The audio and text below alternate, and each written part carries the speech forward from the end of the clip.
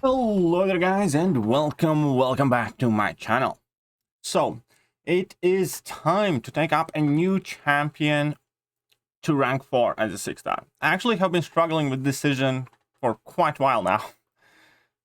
To explain it best, I have been struggling with the decision on who to take to rank 4 next, that I'm at a point where I'm nearly able to take another champion after rank 4. I basically need slightly over like half a catalyst of tier 6 basic and tier 3 alpha, and that's going to be another rank 4.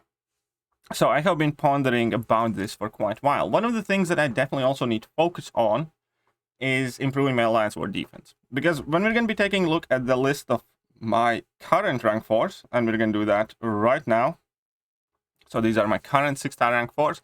You can notice that vast majority of them are offensive champions, fairly standard rank ups that most people have, like Hercules, Kitty Pryde, Dr. Doom. Then we have like, Thor Ragnarok, which can go and suck it.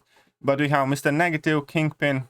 Virtually most of these champions are offensive to begin with, and second of all, they are also fairly common.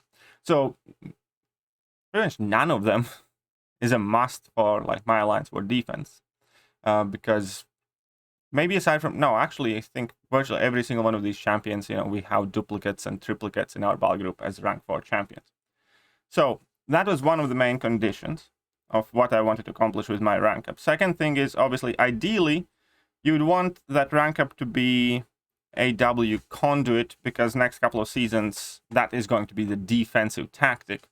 So of these champions, immediately, several champions kind of popped out that could be good defensive rank ups, that also could, equally as important, help me out for battlegrounds, because that is the main content that I want rank up champions for. I want to be taking battlegrounds as seriously as I can when they come out. I want to do well in battlegrounds, so I want champions that are usable and are good there. So immediately, based on that idea, I kind of narrowed it down to potentially being as options of Mephisto, Mordo, Human Torch, but Human Torch again would be primarily offensive champion rather than defensive. So it would be Mordo, Mephisto, King Groot, Hulk, Hyperion, again kind of slightly more offensive, Hulkbuster. Those are kind of like the main candidates, because in our battle group, and Guardian as well, in our battle group we already have like Terax at rank 4, like Cersei at rank 4, and a whole bunch of others. Now, one new option would have been to rank up Blade, would give him Awakening Gem, take him all the way up. Blade could also be a decent rank up option, because I do think he could be quite tricky in battlegrounds. But then the whole AW kerfuffle happened, and it's not likely that next season is going to be overly important for New Nation because of not updating the rank rewards and loyalty being more valuable than placing highly. So we're not super fast about that. But obviously in future, when the rank rewards do get updated, I want also a good defensive rank up. So I was kind of stuck on the decision. And then, yet again, I spoke with a good friend of mine, our battle group leader, the guy who plans our defense. And we actually came up with an alternative choice. And that is because that at the end of the last season, something quite unexpected happened. I tried a few crystals for Valkyrie, and instead of pulling Valkyrie, I got myself a 6-star Gore, the God Butcher. And I kind of casually, not thinking too much, asked if we need one for defense. And he said yes. And so I ended up ranking up my Gore. And he got used on defense for the last 2 wars of the season. They were against Jedi Knights and GT40. Those both teams died like 2 or 3 times in our respective wars total. And both of those wars, one of the kills went to Gore. So at the moment, at the very least, until people get much more used to fighting this guy, he's kind of a bit of a menace on defense. At the same time, I do think he's quite quirky and unique enough to get some good fights out of him. He obviously has some downsides. He's not as hype as Galen, for instance, and some other newly released champions. But, well, A, I don't have Galen.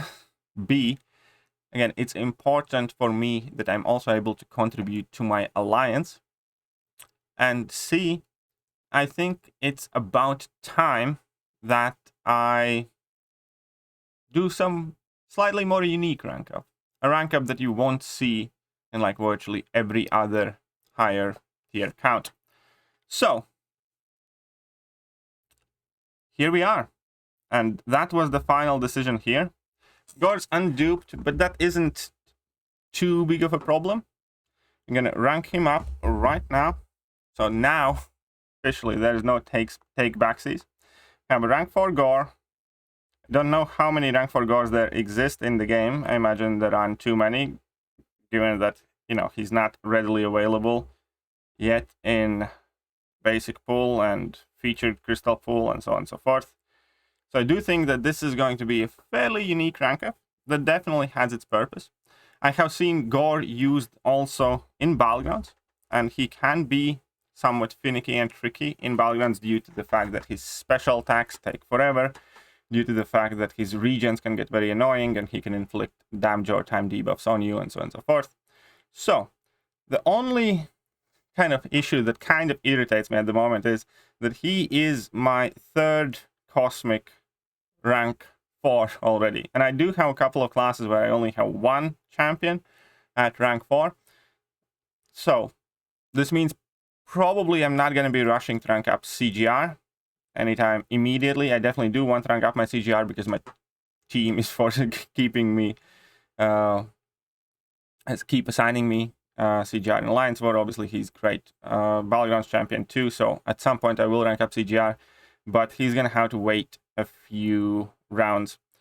And as I said, on the bright side, I am not that far off my next rank 4, which again, I'm going to have to go through the same ordeal. Only I need one tier 3 alpha and one tier 6 basic, and we're going to have another rank 4. Right, that being said, here we have a rank 4 Gor. And I probably shouldn't use, but this is the exact reasoning where I typically try to use my Awakening Gems. I typically try to use my Awakening Gems on champions that I cannot pull for prolonged amount of time. Now, I will not pull Gor as a 6-star for at least 3 or 4 months. I know that he defensively doesn't really need the Awaken ability, but offensively, I think he kind of does. So, that's what we are also going to do. I'm going to awaken him. Well, I already did that. So I gave him a Cosmic Awakening Gem, which is not necessarily something I recommend everybody else do. But I did have a class Awakening Gem of every single class except Science. And I have like 3 generics. So even after using this Cosmic Awakening Gem, I still have about 7 left. Yeah, 7 Awakening Gems. And I want to take him up to, I think, Sig 100, and then I'm going to leave him there. Sig 100 is where I'm going to leave Gor. I did have some of the 6-star Awakening Gems in Overflow as well. That's fine. Now we have Sig 100, rank 4, 6-star Gor the God Butcher. So we're going to claim these. We only had like a week left. Sweet. Then an Overflow. I still have some reasonable chunk of 6-star 6-stones left, so that's fine. And now, one of the things that a lot of people have noted, obviously, is that it doesn't have access to willpower. That means that running Liquid Courage Double Edge is being assigned as a Death Note with Gor the God Butcher. But I wanted to make a video separate for this a while back, but I'm just going to incorporate in this one. He actually handles Liquid Courage Double Edge quite well. Not at full health, and that is the key difference. Initially, he's going to be losing quite a lot of health, and that can't be helped. But his regeneration abilities, all of them, get significantly more potent. Significantly more potent when he's at lower health. I should not have dropped my level 2 yet, but it's fine. So what we're going to try and do here is get to 20 debuffs. I think we are there already. Yes, and let's see how big of a damage that level 3 does here. So we're 42 hits in the fight with like no persistent charges and none of that stuff. Let's see that level 3 damage. That was 138,000, not too bad, let's say. And we will just drop this level 1 and it should be fine. And that's one dead Winter Soldier. So the fight duration was 1 minute 18. Obviously, it's not the quickest kill, but it's definitely not the worst. 70 hits, 138k level 3. And here, like, obviously, we did lose nearly half of our health, right? So I'm going to try and showcase it in this fight and then potentially in like a Star-Lord fight as well in Labyrinth of Legends. I'm doing these fights live as I'm commenting, so you can expect some scruffy gameplay, but still. Let's take a look. So again, pay note to the regeneration effect. Because every time when I have poison active and I activate the poison shadow magic buff, I trigger a new regeneration. And obviously the same goes with bleed and stuff like that. So at this level, I pretty much kind of start equaling out the damage I take from Liquid Courage Double Edge or even overtaking it.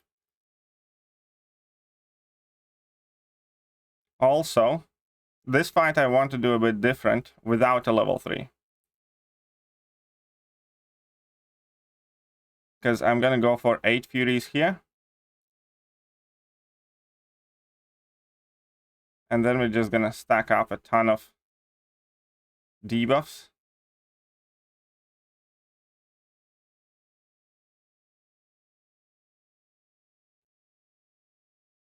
And we got to 12 Furies. And we're managing our health pretty much fine. So this was even quicker, actually, without level 3. So let's try this out in Labyrinth of Legends against Star-Lord. Let's see what happens. Oh, and I didn't activate, actually, the Heimdall Fury buff as well. Need to keep that in mind. So I'm definitely going to have, I think, quite fun time messing around with Gore the God Butcher. But let's check out how long it takes for us to defeat ever so evil Star-Lord.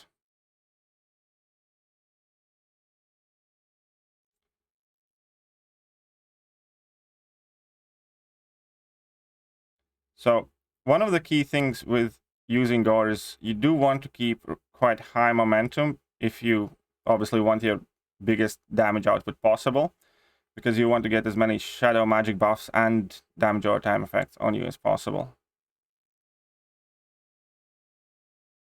Oh, that sneaky evade. Uh-oh, I think... Okay, we're gonna have to restart this thing because I kind of messed up. Just didn't want to use that level 3 there. It's fine, no biggie. We're gonna use a tiny energy refill, that should be enough to get to Star-Lord again. Sweet and perfect. Come on, that's exactly where you want to be. Ambush. Let's go. Let's try this again. So I accidentally pushed him to level 3 first time around. It's fine. Let's not do that this time. And this is also going to be a good test whether we can run Gore with Liquid Courage Double Edge active in a fight where opponents do have access to level 3. So again, we want to make sure that we cycle these shadow magic buffs fairly frequently in order to keep triggering the regeneration, even though initially it's not as important.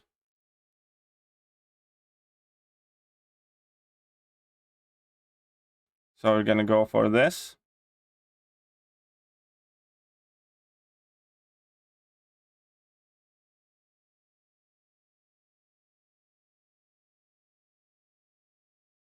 Uh-oh, didn't have enough. Oh no, I did have enough. I thought I didn't have enough debuffs on. That's fine. Let's drop that level 3, which is limited to 3, as always, but that's okay. And now we can just try squeezing in. Come on, use that. Oh, right. I'm not gonna make it to my... We're not putting up many debuffs right now because I'm focusing on my shadow magic buffs, but that's fine. I want to rush up to my level 2. Let's start inflicting some debuffs, even with 3 of each. We're doing quite significant amount of damage. So let's just try and get as many fury buffs as we can here. The only synergy that extends the duration of my fury buffs right now is Captain America Infinity War. So that's 25% increase in the fury duration. I don't have Fury Mastery active or any other particular mastery setups. Come on then. Okay, I'm just gonna throw it from distance because my furies were about to expire.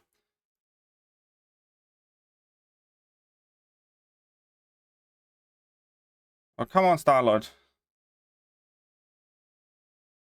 I need to start... I need to get my regeneration. Oh, okay, that's one way to kind of salvage the situation. And again, because he's passive, it is kind of frustrating here with Liquid Courage Double Edge. I need to start getting more fury buffs, which means I need to be more aggressive and get to my level 2s.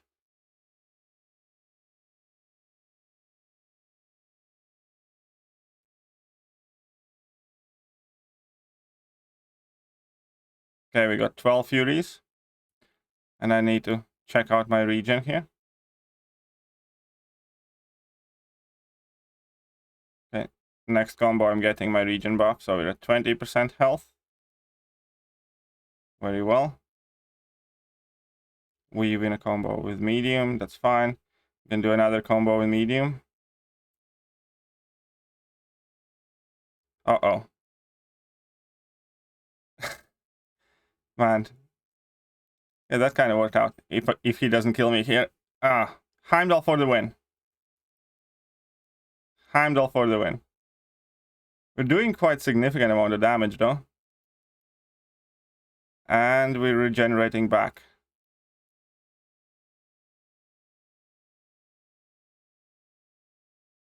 Come on, we have 20 furies. That's right, don't go passive on me.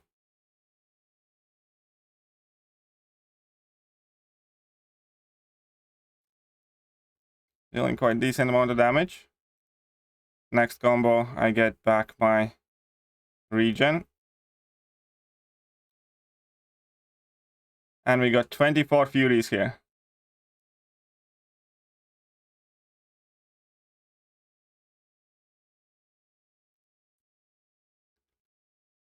Ooh, that's good. That's good.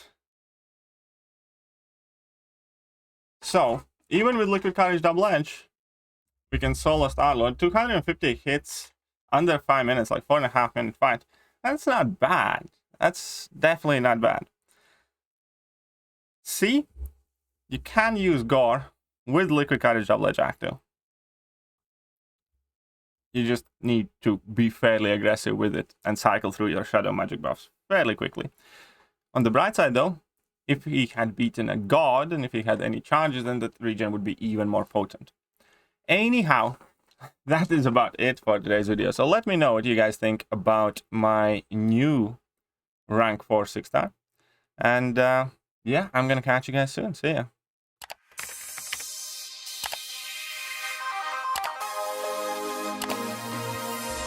Hello there guys and welcome back to the channel. So we have all the information about the